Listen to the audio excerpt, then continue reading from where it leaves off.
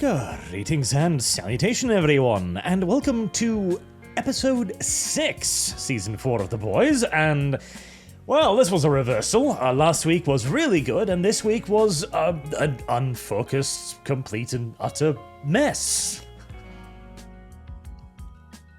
I didn't expect to be this disappointed. Like, I was happy, I was content, and then it was just utter disappointment. The showrunners for this show confuses me. Okay, I guess the thing here is, because we're focusing more on the bad guys again, alright? And so we need to try and do the whole satirizing the right wing again, I guess. Where there's an interesting scene where Homelander is proposing his coup to a bunch of the money men and the political luminaries, and they're asking him, like, okay, but if we do this, what will happen to the Department of Justice? What about OPEC? What about the stock prices? And Homelander doesn't really have an answer to any of this because he hasn't thought about this, nor has he allowed Sister Sage to brief him, which sounds stupid, but I can see Homelander doing that. Like, no, peasant, you think of this for me. And then the vice president chick comes in, goes like, I'll explain this, and she's just like, you all have money, right? And you like having more money. Well, I'll give you more money. And then apparently all of their questions just kind of disappear. Like, oh, well, screw public opinion, screw the oil prices, screw our oil reserves, or the stock market. If you promise us we'll have more money, I guess we'll believe you.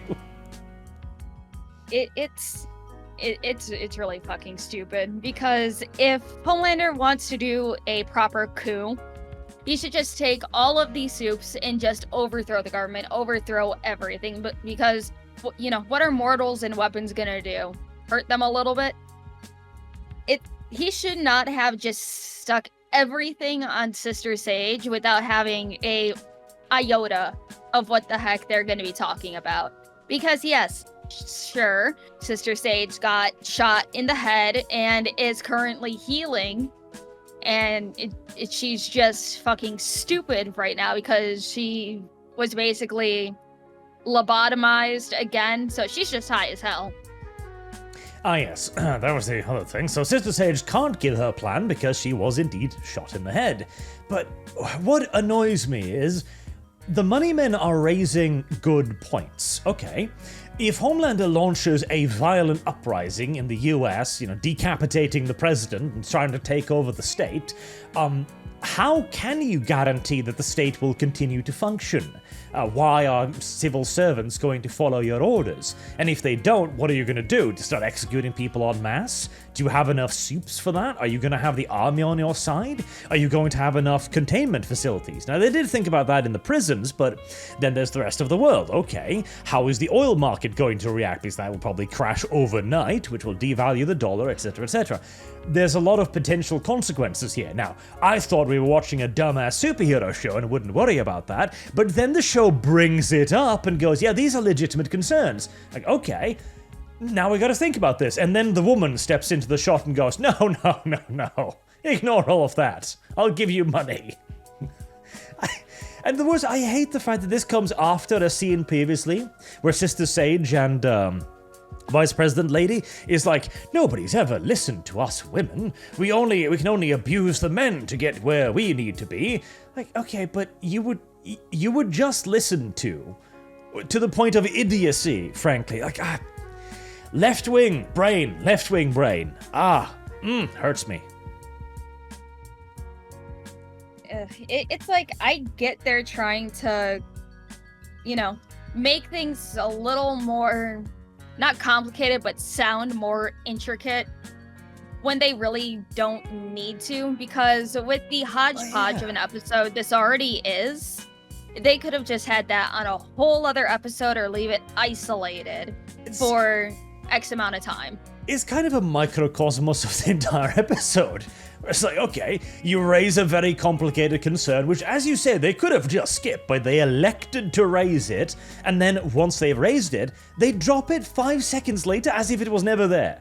And this happens on multiple occasions in the show. So they kill Tech Knight, and then go like, oh, we'll make it look like an accident. Like, no, you're not.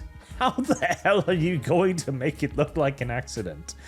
And they escape the manor, which they've infiltrated, and that's just it. You just cut to the next scene. Why?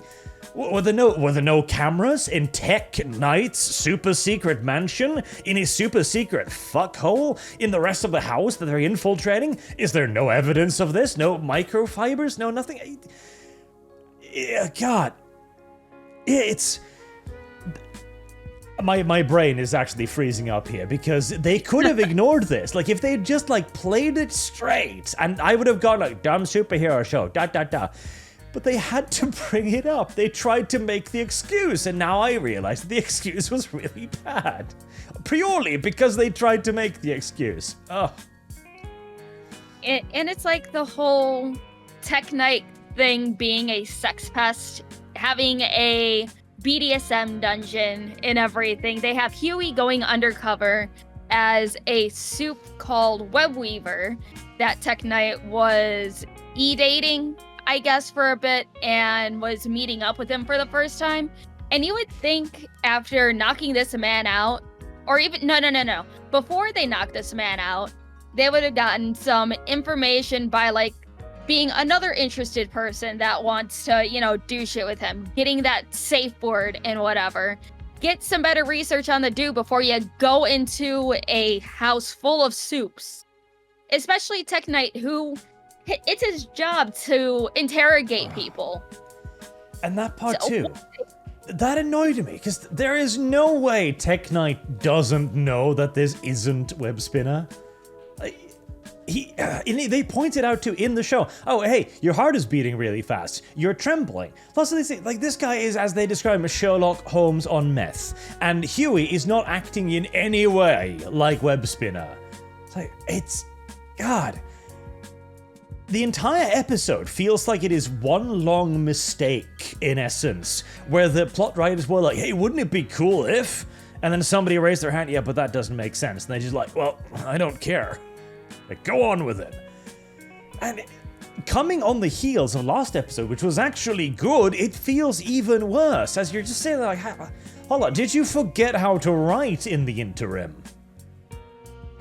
I think they just wanted to make this episode just gratuitous, because they were pulling out every single weird ass kink that they could probably think of. There was scat involved, there was fucking piss involved, there was other gross shit involved with this.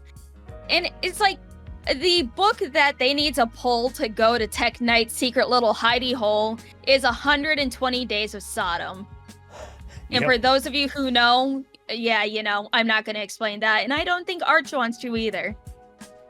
And there's even also the... So another interview that was attached to this episode was, so Tech Knight drags Huey down into his sex dungeon and sexually abuses him, basically. And the writer, who made a lengthy paragraph on this in the first season when Starlight was sexually assaulted by the Deep, it's like, oh my god, it was so difficult, it was so complicated, so it's the hardest scene I've ever written, like, my heavens. And then this scene, which is worse in pretty much every conceivable way, including Huey almost being carved up and used as an innovative fuck puppet, was apparently their response to that was like, lol, that was a pretty fun joke. Like, oh, okay, I get left-wing brain. It's disgusting, because it's like, I know people like to joke like, oh, men don't get assaulted, men don't get... It's like, no. You're the reason why men always feel like they can't speak up about anything. It's people like that who always have to force men into being that stoic person, can't show any emotions, because God forbid he shows anything that's not anger. Because, oh no, he must be gay. Always going back to that mentality. It's like, let men be vulnerable. But no, whenever they are, they're a fucking joke. And I hate it. I hate seeing it. Yeah, because they set this up in the exact same way. Okay, so Starlight, assaulted by her childhood hero, as the meme says. Huey, assaulted by his childhood hero. It's the same damn thing, and yet their rationale for it is completely different. I think that is why this episode is such a complete and utter mess, because they're yet again trapping themselves in this idea that they need to make the villains look worse in a way, and yet they can't make them look bad for what they're doing to Huey. Like, it's a contradiction, and the entire episode feels like one long, unending contradiction. Like Sister Sage being the key point of the plan, being unable to deliver it, and so they raise a bunch of good questions and drop them the moment the Vice President speaks. The Tech Knight dying, like, oh, we'll totally cover this up. How? And then there's Billy Butcher as well, which is the big reveal at the end, like, oh wow, the CIA guy was just in his mind? Oh, you don't say. I've rarely seen an episode so thoroughly poorly structured. And as you say too, the web spinner guy, they're wondering out loud, like, why is this nobody D-lister being invited to this guy's house? Like, I don't know, ask him? Yeah. I don't know. It's like, I was hoping from last week's episode it was just gonna slowly start going up again. But, you know, whenever we get our hopes up, we're just disappointed more and more. Yeah, straight up, because there's only two things that I quite liked. One of which is another contradiction, with A-Train saving Mother's Milk's life because he has a panic attack, so he rushes him to the hospital after being convinced to do so. And there's a small child who smiles at him like, oh my god, it's A-Train, he's saving somebody. And A-Train is clearly loving this, like, oh my god, I could be a hero? It's like, yeah, and you did this in season 1. Like, there's a part there where they very clearly stop an actual bank robbery. The whole thing that the Vought heroes never saved anybody is something they seemingly invented in season 3 or 4. I guess because they couldn't make... I don't know. It's like, is it the lack of sympathy at that point? It's like, we gotta make them less sympathetic? Or did they just forget that they wrote it that way? It's weird. I mean, I might look into this more to see how the writers of that show changed since season 1, because it's not uncommon for them to change show writers like mid-season or between seasons. Possibly. And there's the scene where Firecracker squirts breast milk in Homelander's face, and on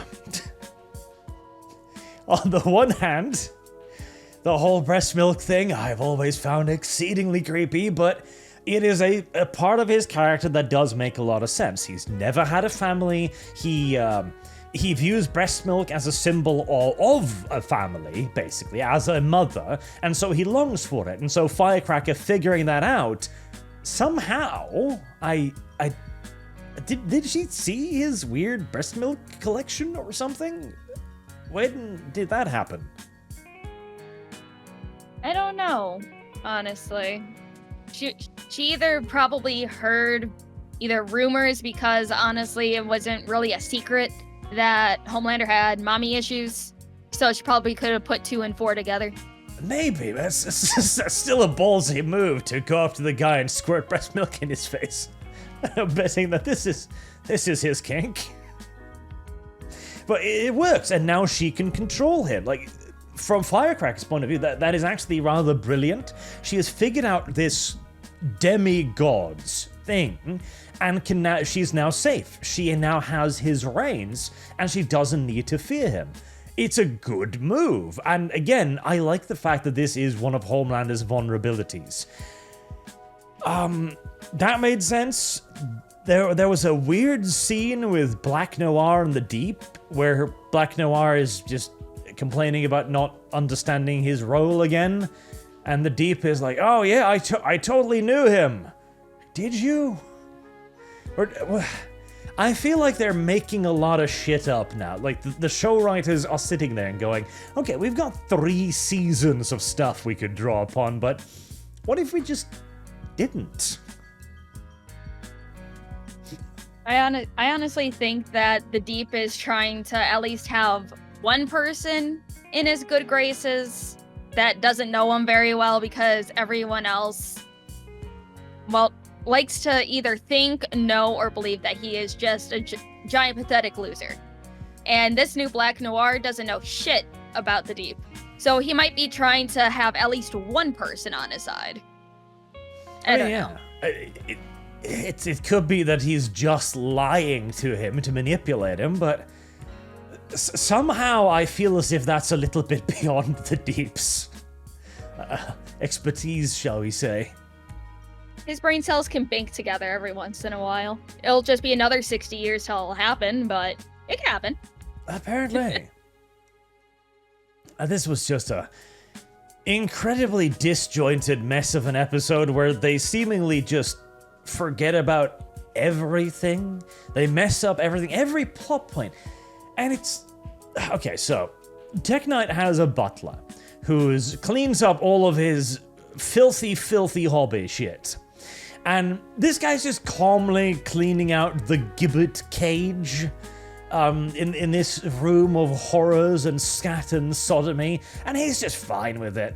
You know, he raised him as a father, as he mentions, and this is not a problem, this is just another day, but wait, sir, you were planning to put people in prison? Well, I can't stand by this, I'm gonna choke you now. What? That was sudden? Yeah. It's like sexual torture is just fine, but putting people in internment camps, that's too far. Yeah, that's the limit there. That's a weirdly specific breaking point. All right, listen, sir. Tying people up and, carving new holes in them for your personal penis pleasure, that's right on. I can stand by that, but putting people in jail, sir. That's a weird line.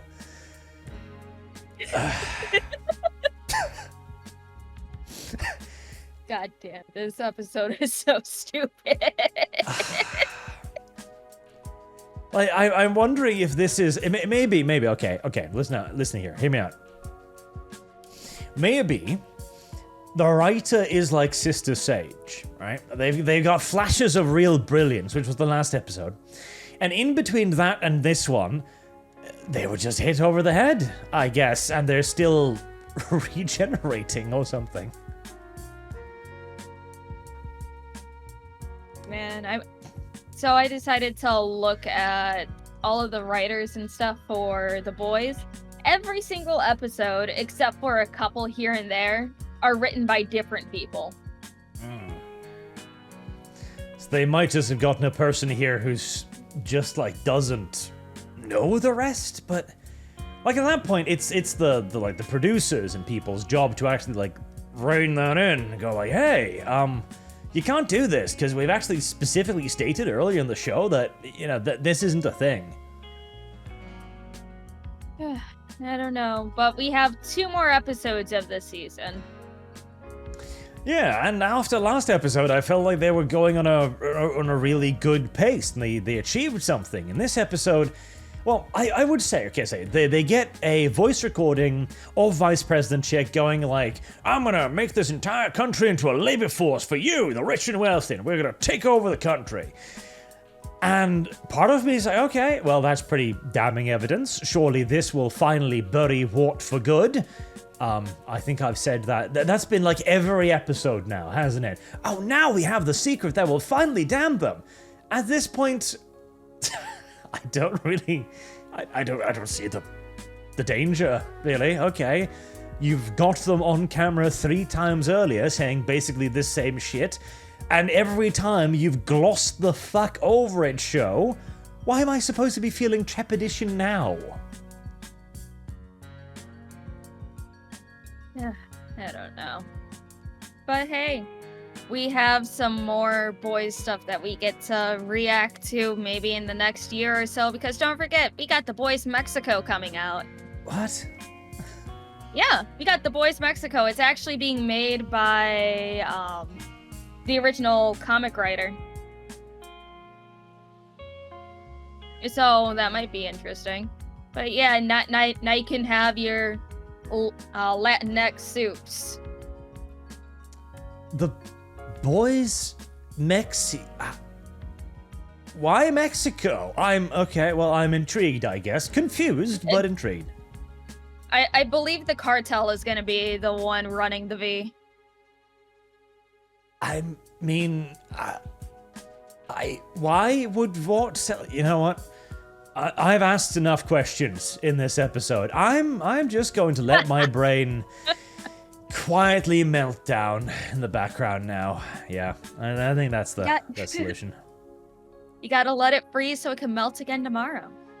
God help me. What a absolute shit show as an episode.